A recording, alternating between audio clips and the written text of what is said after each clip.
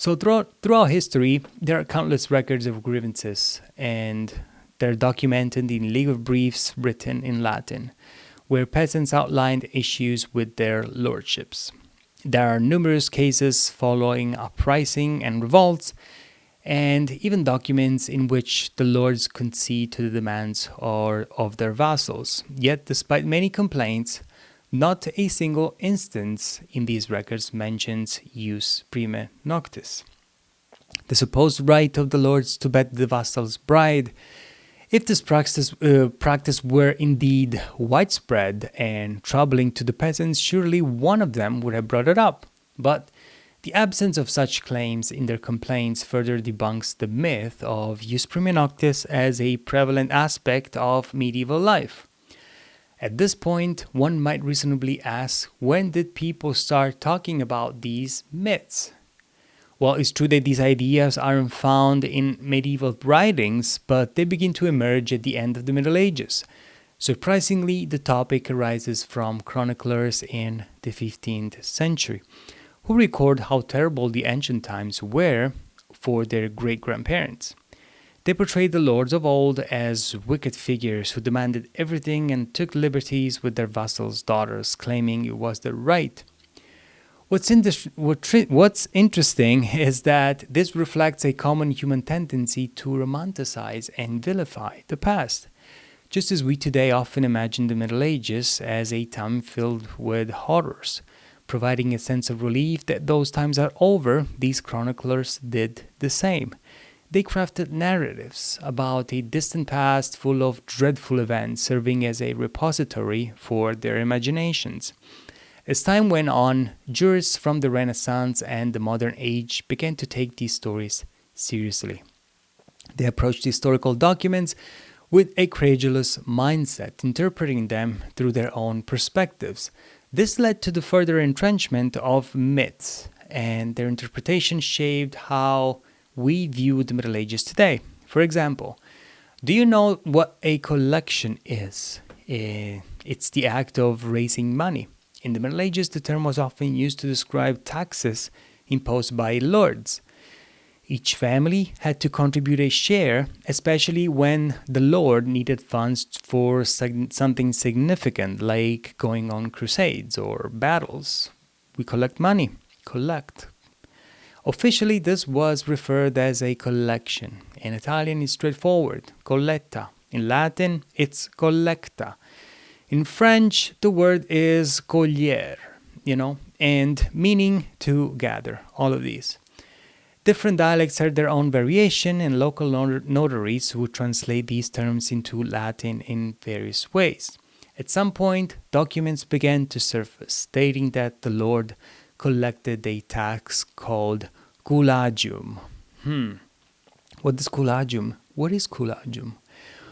Where the 16th century jurists discovered these old records, they interpreted them within their own context, assuming a connection to the Ius Primae Noctis. Something you might find amusing is the fact that in Italian, the word culo is a colloquial term that means butt or rear end. But the similarity between cullagium and culo is coincidental, as they come from different linguistic and historical contexts. Cullagium was a historical term referring to a specific tax or fee imposed in medieval and early modern European contexts, particularly in areas influenced by feudal systems. In the early 15th century, the bourgeois of Amiens agreed to pay a specific sum to their bishop to redeem themselves from the supposed tax of the first night. Essentially, they were paying a kind of subscription fee to eliminate this alleged charge. Let's dig deeper here. For centuries, jurists and later historians have examined these documents, which detail civil cases involving disputes over taxes. Initially, there is a trial, followed by an agreement where individuals pay to redeem themselves from the supposed tax of the first night. In Amiens, where the lordship belonged to the bishop, people paid the bishop for this. Historians, encountering these lengthy documents written in Latin, often concluded it's a tax for the first night. It's clear that people paid to avoid this charge. They assumed the bishop was collecting the Ius Primae Noctis. However, a closer reading reveals a different story. The bishop envisioned a beautiful idea. He believed that Christian marriage, occurring in a world where such unions were controlled by the church, was not meant to satisfy animal desires, but was a noble and sublime bond between two souls. To emphasize this, he proposed that in the seating of Amiens, couple should take a vow during their marriage ceremony to refrain from consummating their marriage for the first 3 nights. This was intended to show that their union was not driven by mere animalistic urges.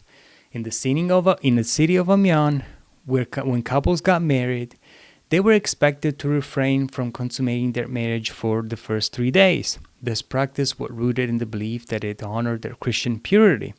However, since people in the Middle Ages were practical and often looked for ways to navigate obligation, the inhabitants eventually approached the bishop of Amiens with a proposal. Instead of this requirement to abstain from the first 3 nights, couldn't we pay a fee to avoid it? The bishop agreed this arrangement, following couples to redeem themselves for the obligation. As a result, what began as a vow of abstinence transformed over time into the idea of the Ius Primae Noctis, the supposed right of the Lord to bed the bride on her wedding night. This shift illustrates how a practice intended to uphold Christian values became distorted into a myth about medieval life. Essentially, the Ius Primae Noctis symbolizes our longing to envision a past we believe we have happily left behind. For many, the Middle Ages embody that dark, oppressive air. This sentiment is evident in the common refrain that surfaces whenever we encounter something we dislike.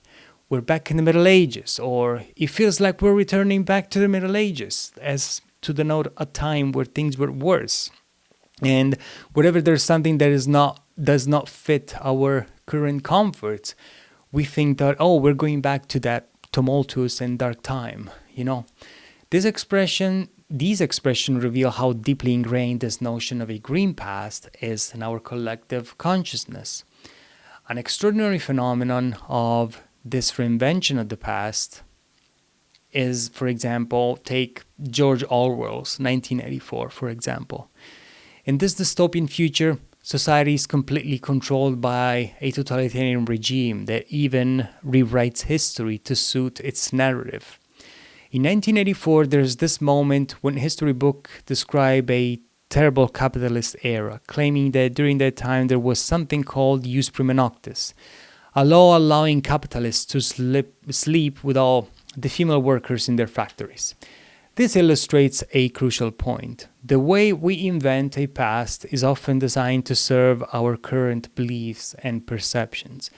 We shape historical narratives to fit our understanding of the present, highlighting how our reviews can influence our interpretations of history.